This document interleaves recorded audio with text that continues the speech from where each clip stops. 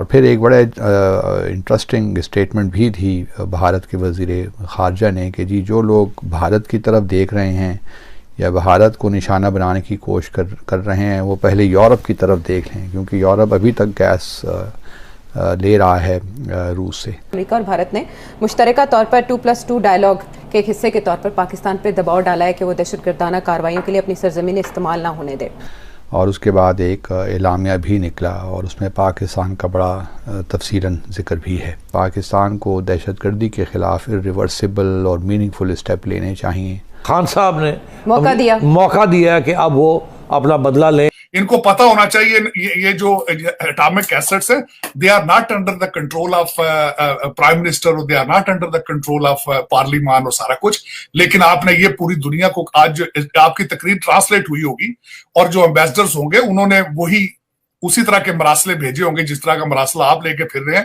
ان ambassadors نے لکھا ہوگا آج اپنے کنٹریز میں واپس، انہوں نے کیبلز دی ہوں گی آپ کی اسپیچ کے بارے میں کہ you are sending the message to them کہ your assets are not safe۔ مگر یہ پریشر جو ہے انڈیا سے یہ کم نہیں ہو رہا، اور امریکہ کے ساتھ ایک پلیٹ فارم پہ کھڑے ہو کے یہ جو بات کہی ہے، یہ خواہش ہے کہ وہ ڈسکاؤنٹڈ ریٹ سے روس سے آئل امپورٹ کرے بھارت، کیونکہ اس کی اکانومی کی ضروریات ہیں۔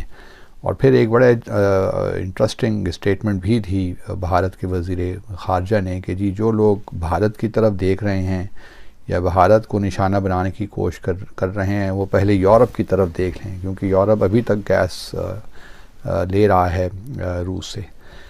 تو یہاں تک تو چلے بات ہو گئی۔ اس کے بعد اگر آپ اعلامیہ جو کل جوائنٹ اسٹیٹمنٹ ایشو ہوئی اس میں پاکستان کے متعلق آلموسٹ ایک طویل پیراگراف ہے، اور اس میں 2-3 بلکہ ایک ہی بات ہی ہے بنیادی طور پہ کہ پاکستان کو دہشت گردی کے خلاف ریورسیبل اور میننگ فل اسٹیپ لینے چاہیے، اور پھر FATF کا بھی ذکر ہے کہ جو FATF کی جو پروویژنز ہیں اس سے کمپلائی کرنا چاہیے۔ ممبئی پہ ہم جانتے ہیں کہ کس طرح ہم نے اس سارے معاملے کو صحیح طریقے سے ہینڈل نہیں کیا، اور اس میں ایک دوسرا جو ذکر ہے وہ پٹھان کوٹ ممبئی کا ہے کہ جو ممبئی کا اٹیک ٹرائل میں جو لوگ پاکستان میں اس وقت انڈر ٹرائل ہیں ان کو سزا دینی چاہیے، اس کیس کو لاجیکل اینڈ تک پہنچانا چاہیے۔ اور اسی طرح پٹھان کوٹ میں جو لوگ انوالوڈ ہوئے، پٹھان کوٹ آپ جانتے ہیں کہ 2 جنوری 2016 کا یہ واقعہ ہے اور پٹھان کوٹ ایئر بیس پہ ہوا تھا، تو اس میں بھی جو لوگ ملوث ہیں ان کو بھی گرفتار کرنا چاہیے، ان کے خلاف بھی مقدمہ چلانا چاہیے۔ تو یہ ان دو جو ہے حادثات کو بتایا گیا ہے کہ پاکستان کو ان پہ جو ہے ایکشن لینا چاہیے، اور پھر پاکستان کو یقینی بنانا چاہیے کہ کوٹ آن کوٹ کراس بارڈر ٹیررزم پاکستان کی طرف سے نہ ہو۔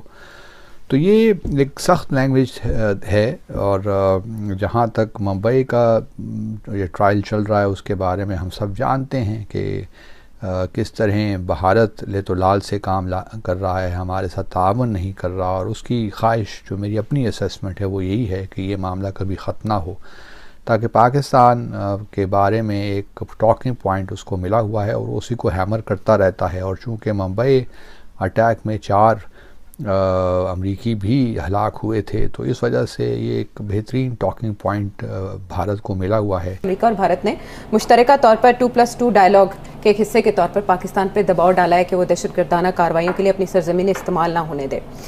سیٹ صاحب، اس ڈائیلاگ کی اہمیت کیا ہے اور اس پریشر کا پاکستانی فورن آفس کی جانب سے بھرپور جواب دیا گیا ہے، اس کی حیثیت کیا ہے؟ آپ صحیح کہہ رہے ہیں۔ دیکھیے یہ جو امریکہ والی بات ہے جی، جو اب بات ہم کر رہے تھے، اب بات یہ ہے کہ جی یہ 2+2 ڈائیلاگ ہے کیا، اور کوڈ کیا چیز ہے؟ جی، کوڈ ہے 4 ممالک جس میں امریکہ، انڈیا، آسٹریلیا، جاپان، یہ 4 ہیں، جو کہ انہوں نے ایک سیکیورٹی الائنس بنایا ہے چائنا کو کنٹین کرنے کے لیے۔ انڈیا اس کا حصہ ہے، یہ بڑا امپورٹنٹ امریکنوں کے لیے ایک قسم کا ساؤتھ ایسٹ ایشیا کا نیٹو ہے، ایک قسم کا، جیسے وہاں نیٹو بنایا ہوا ہے، نارتھ اٹلانٹک ٹریٹی آرگنائزیشن، روس کو کنٹرول کرنے کے لیے اور وغیرہ وغیرہ، یہاں انہوں نے کوڈ بنا لیے چائنا کو کنٹرول کرنے کے لیے۔ اب آئیے کہ انڈیا کے تو بہت بڑے سٹیکس ہیں امریکہ کے ساتھ، اور امریکہ کے انڈیا کے ساتھ۔ اب یہ جو ڈائیلاگ ہوا ہے یہ واشنگٹن میں ہوا ہے 2+2، یہ 2+2 انڈیا نے انیشیٹ کیا ہے۔ انڈیا نے یہ کہا کہ جی ایٹ ہائیسٹ لیول انڈیا کا ڈیفنس منسٹر اور انڈیا کا فارن منسٹر یہ دونوں جو ہیں یہ آپ کے اپوزٹ نمبرز باقی 3 جو ممبرز ہیں کوڈ کے ان کے ساتھ یہ ڈائلاگ کریں گے. اچھا. اور اس کے اندر وہ اپنے مسائل بتائیں گے، یہ اپنے مسائل بنائیں گے. تو انڈیا نے ایک اور پلیٹ فارم مل گیا ہے جہاں وہ اپنے مسائل جو ہیں جس کے ساتھ ان کے چائنا اور پاکستان کے ساتھ ہیں وہ پھر اس ایجنڈے کے ذریعے اس کو اوپر کرتا ہے. تو انہوں نے یہ پلیٹ فارم لے کے اور ایک جوائنٹ سٹیٹمنٹ دلوایا ہے جس کے اندر انہوں نے پاکستان کو ٹارگٹ کیا ہے کہ آپ ٹیررزم ختم کریں اور وہ جو ممبئی کے جو لوگ ہیں جنہوں نے ممبئی کیا تھا پٹھان کوٹ اور ممبئی ان کو سزائیں دیں.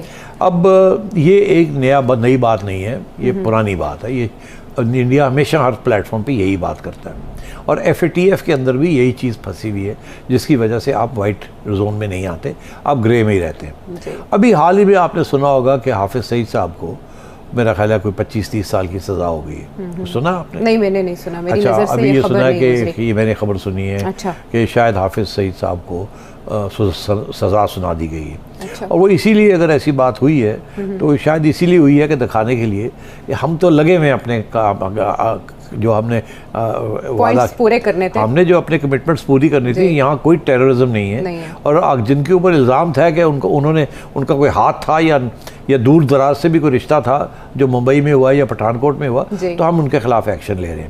تو میرا خیال ہے یہ سارا سلسلہ یہاں چل رہا ہے، مگر یہ پریشر جو ہے انڈیا سے یہ کم نہیں ہو رہا. اور امریکہ کے ساتھ ایک پلیٹ فارم پہ کھڑے ہو کے یہ جو بات کہی ہے پھر کہنا کہ بھارت اور اسرائیل میں جشن منایا گیا. یار آپ نہ اسرائیل کے ریڈار پر ہو نہ بھارت کے ریڈار پر ہو. امریکہ کے ریڈار پہ تو پاسبل ہی نہیں. 3.5 سال جنہوں نے کال ہی نہیں آپ کو کی. آپ کس قسم کی باتیں کر رہے ہیں کہ آپ کا قد کاٹ اتنا بڑھ چکا ہے کہ آپ ایک عالمی تھریٹ بن چکے ہیں. اور جو میں سب سے زیادہ کنڈیم کروں گا خطرناک خان صاحب کا جو لفظ تھا کہ میں حکومت کے اندر اتنا خطرناک نہیں تھا، میں ان کو بتاتا رہا ہوں میں سڑکوں پہ آؤں گا تو زیادہ خطرناک ہو جاؤں. یہ کس کو دھمکیاں دی جا رہی ہیں؟